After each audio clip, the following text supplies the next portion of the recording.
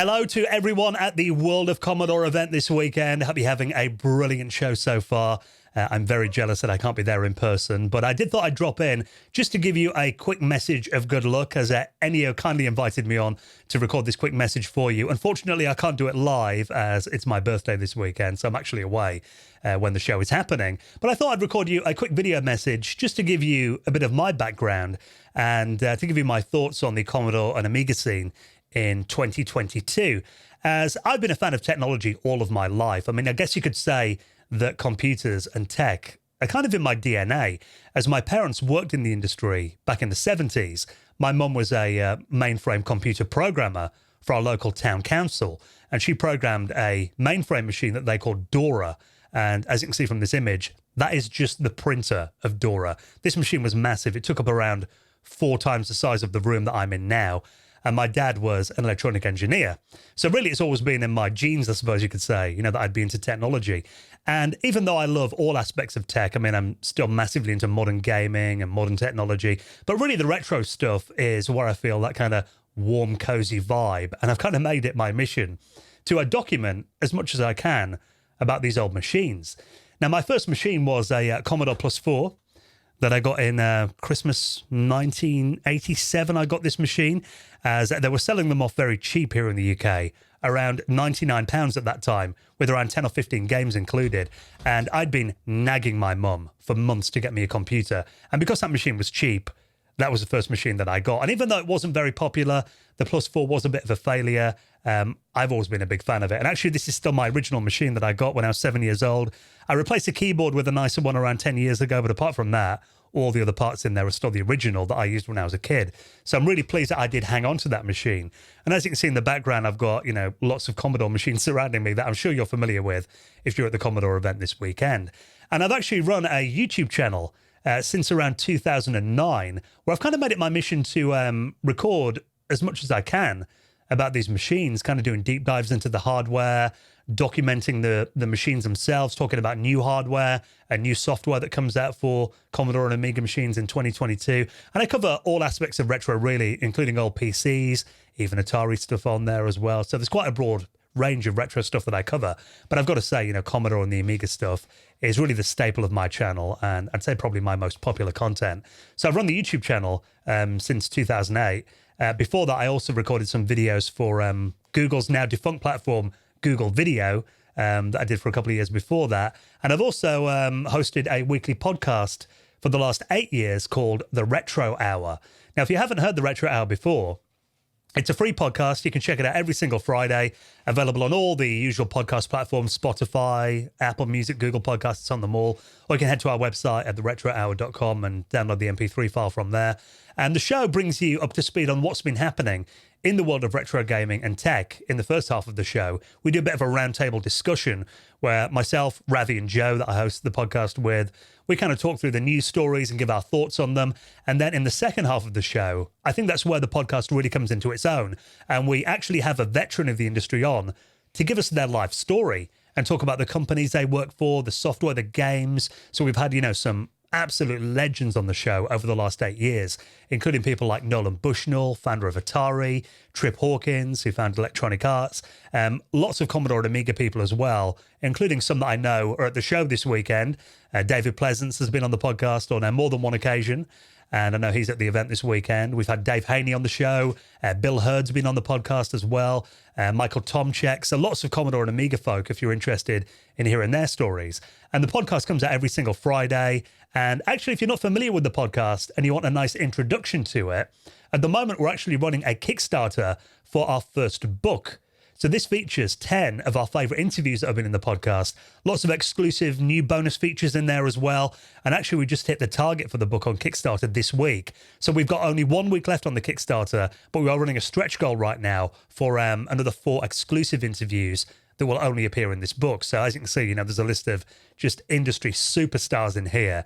So if you haven't checked out the podcast before, or you want a nice momentum of these people on paper, the book is available now. Like I said, it's been funded, so the book is definitely happening. So you've got until next Saturday if you'd like to help us support that book. And I'll put a link on the screen right now, but you can just head to bit.ly/retrohourbook or our website, theretrohour.com, and all the details are there.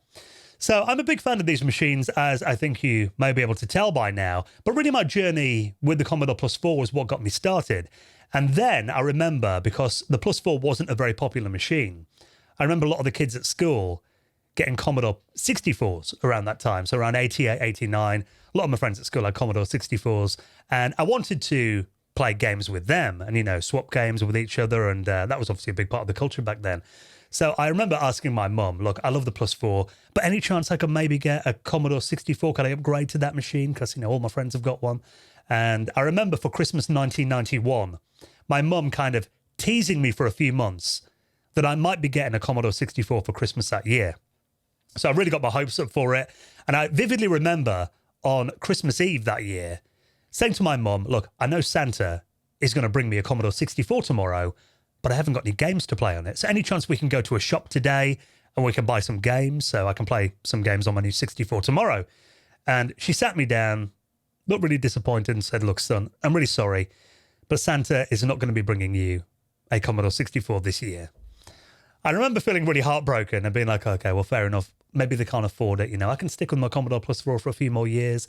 It's still a good machine. And then on Christmas morning, the next day, I opened my eyes and unwrapped a Commodore Amiga 500 Cartoon Classics pack. And as you can see from this picture here, my eyes were on stalks. I couldn't believe that I finally had an Amiga in my possession.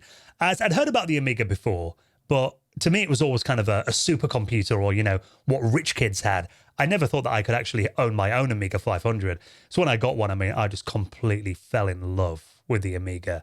And over the next couple of years, a lot of my friends at school ended up getting Amiga 500s or Amiga 600s and Amiga 1200s. They were really the most popular machines at my school. We had a few kids who had, you know, consoles, and one kid at school actually had an Atari ST, but nobody talked to him. So the Amiga, yeah, I was a massive fan of that machine. And then I upgraded to a Amiga 1200 in 1993. I also got a CD32 as well, which I still have to this day. I've still got my original CD32. And actually my Amiga 1200 was my main machine until 2001. I kept running the Amiga 1200 as my daily driver until 2001, until I went away to university. And my mother said to me, she came in my room, looked at my Amiga 1200, that, you know, by that stage, anyone that was still using an Amiga nearly a decade after it came out had done a load of upgrades to the machine. So I had, you know, the case was hanging open. I had IDE cables snaking out the side of it, a CD-ROM drive kind of hacked in as well, just things hanging off it all over. She looked at it and said, that machine's a mess. You can't take that away to university with you. So she bought me a Windows 98 PC. Even though I wasn't a big fan of that machine, it kind of did the job. And unfortunately, my Amiga 1200 got packed away into the attic, never to be seen again. And it wasn't until around 2007 that I kind of got the bug again for the Amiga. It kind of started when I ordered a game off eBay. I think it was a game called Epic, if you remember that. It had a really nice box for the game. And I remember buying it just because I liked the box art and wanting it on my shelf in my room at the time. And the seller on eBay actually sold me the game for £5. And he said to me, I've got an Amiga 600 with it as well that you can have for free. So that is the days when you could get an Amiga for free. Unfortunately, those days are long gone now. But that kind of was the gateway drug to get me back into it. And it wasn't long until I was buying an Amiga 1200 off eBay as well. I got my old CD32 out of my parents' attic. And as you can see behind me, I've got a load of machines now as well, including an Amiga 4000 over there. That was always my dream machine as a kid. I mean, I remember reading about the Amiga 4000 when that came out in Amiga Format magazine here in the UK, and looking at the specs and drooling over it, and then seeing the price tag that I think was around £2,500 and thinking, yeah, I'm never gonna own one of those machines. So then I got mine probably around 10 years ago, and I'd say probably I've easily spent more than £2,500 in upgrades. Hopefully the wife can't hear me from the next room. I've also got an Amiga 3000 over there as well. I've got an Amiga 600 with a vampire card. I've got a CD TV down here, my CD32. I've got an Amiga 1200 in the other room. I also got into next-gen Amiga machines for a while as well. I picked up an Amiga 1 XE machine in around 2008 running Amiga OS 4. That unfortunately the hardware wasn't very reliable, and that machine has died now. So unfortunately I haven't got an OS 4 machine at the moment, but I do run MorphOS on a Mac Mini G4 and a Power Mac G5 that I've got down here as well. And I run Aros on one of my machines too. So really I do like all flavors of the Amiga, but I've got to say, you know, the classic Commodore machines are really where my heart is. You know, I'm really into those machines in particular. And the scene right now, I just think it feels like the most exciting time since the heyday of Commodore, really, for the Amiga. Obviously, you've got this big show that's happening this weekend, the World of Commodore. Last weekend, I did a virtual drop-in, very similar to this, actually, to the Perth Amiga Users Group in Perth in Australia. And they had a packed audience there, and they were showing so many amazing products there, new hardware, new games that some of the community there were making. And it felt like a really thriving community that they've got there in Australia. A couple of months ago, I actually attended the Amiga 37 event in Germany. And to this day, that is still the busiest retro event I've been to. Never mind just Commodore and Amiga, by far, just the turnout there. There was 1,500 people who bought tickets over the weekend. And you're talking an Amiga show in 2022. You know, these machines haven't been on sale for almost 30 years.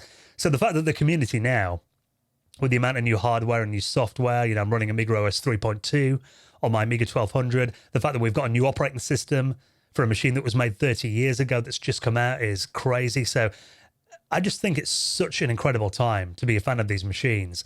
And here in the UK, I mean, this morning I was in town with my wife doing some Christmas shopping, and we're in a shopping mall, and I walked into a newsagent there and saw Amiga Addict magazine on the shelf. So you can walk into, you know, a train station here or an airport here in the UK, and you can actually buy a brand new Amiga magazine in a mainstream newsagent, which is just mind-blowing, I've got to say. So the fact that the community just appears to be getting stronger and stronger, I just think it's an incredible time for both Commodore and the Amiga, and long may it continue. So I hope you have an incredible event there this weekend. If you'd like to keep up to date with me, you can follow me on Twitter at danwood_UK. I'll put links to my YouTube channel and my podcast as well at the end of this video. I just wanted to give you a quick good luck message, really, just to say thank you very much for inviting me on, and I hope you enjoy the rest of your weekend.